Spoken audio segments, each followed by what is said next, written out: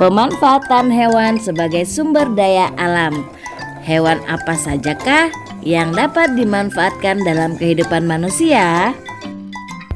Assalamualaikum warahmatullahi wabarakatuh. Bertemu kembali dengan Ibu Aina dalam video pembelajaran kali ini. Sebelum melanjutkan video ini, jangan lupa like, subscribe, dan tekan tombol notifikasinya agar kamu orang pertama yang menonton video terbaru dari Ibu.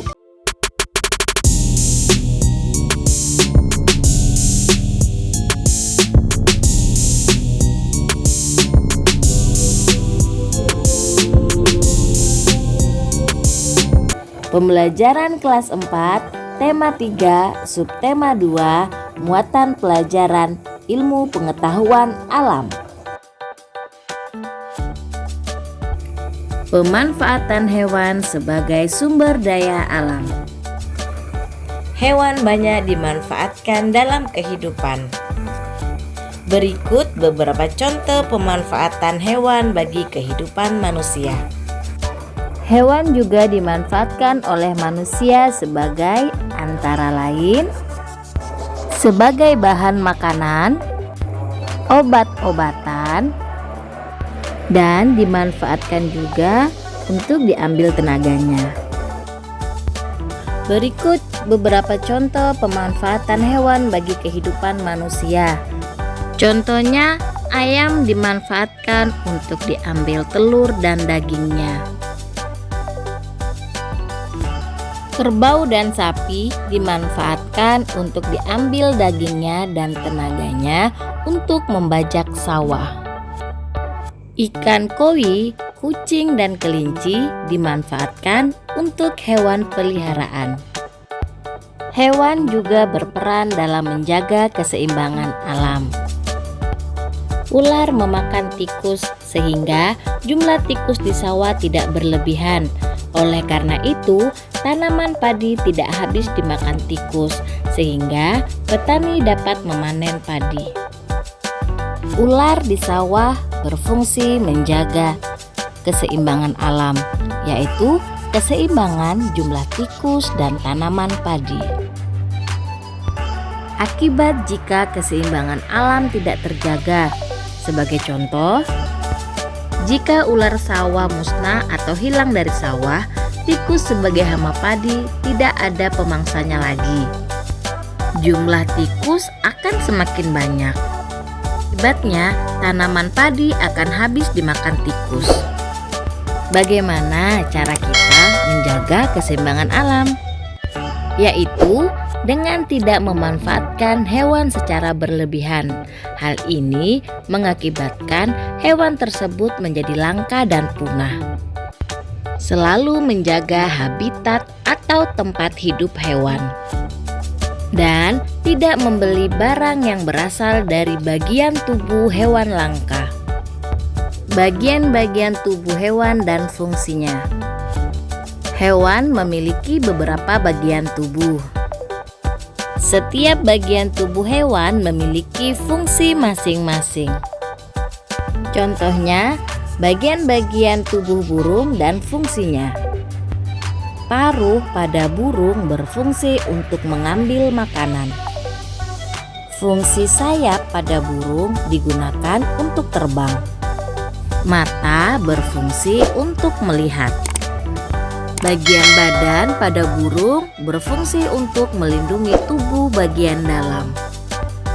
Ekor pada burung berfungsi untuk mengatur pergerakan saat terbang. Dan cakar pada burung berfungsi untuk mencengkram mangsa dan bertengger di atas pohon. Bagian-bagian tubuh kucing dan fungsinya. Telinga pada kucing berfungsi untuk mendengar.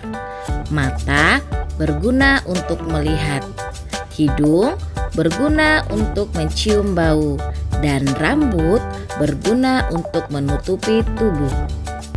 Kaki pada kucing berfungsi sebagai alat penggerak. Dan ekor pada kucing berguna untuk keseimbangan. Bagian-bagian tubuh laba-laba. Mulut berfungsi untuk menghisap cairan dalam tubuh mangsa. Pedipalpus berguna untuk memegang mangsa atau makanan. Mata berfungsi untuk melihat dan kaki berfungsi untuk berjalan.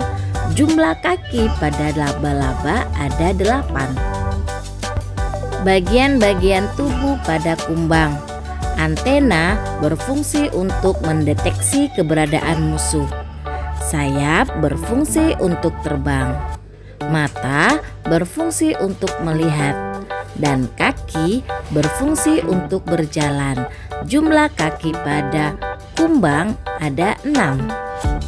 Bagian-bagian tubuh pada katak dan fungsinya. Mata berguna untuk melihat. Badan berfungsi untuk melindungi tubuh bagian dalam. Kaki berfungsi untuk melompat. Lubang hidung berfungsi untuk membau. Dan mulut berfungsi untuk makan. Tahukah kalian perbedaan antara katak dan kodok? Habitat kodok lebih banyak menghabiskan waktu di darat, misalnya di kebun atau di hutan. Sedangkan habitat katak lebih suka berada di dekat sumber air seperti kolam, danau, atau sungai. Kulit kodok pada umumnya memiliki kulit yang kasar dan bintil-bintil. Sedangkan kulit katak cenderung lebih mulus dan licin serta tampak basah. Kaki pada kodok lebih pendek dan gemuk, sedangkan kaki pada katak lebih panjang dan ramping. Kodok tidak memiliki gigi, sedangkan katak mempunyai gigi. Tapi meski begitu, baik kodok maupun katak langsung menelan makanan secara utuh. Mari perhatikan karakteristik dari beberapa hewan. Cicak mempunyai perekat pada telapak kakinya sehingga dapat merayap di dinding atau langit-langit rumah. Cicak juga memiliki lidah yang panjang dan lengket sehingga dapat menangkap serangga, misalnya nyamuk. Cicak dapat melepaskan ekornya untuk melindungi diri.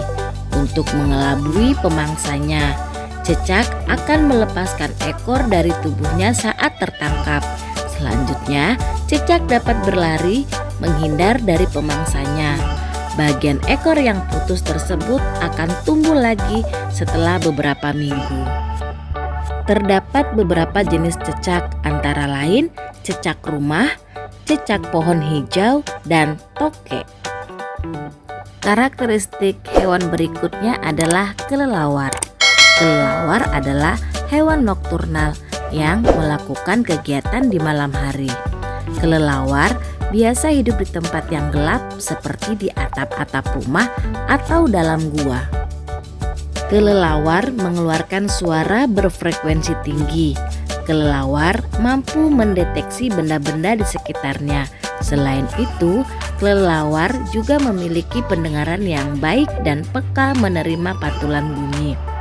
Ada 2 jenis kelelawar, yaitu kelelawar pemakan buah dan kelelawar pemakan serangga.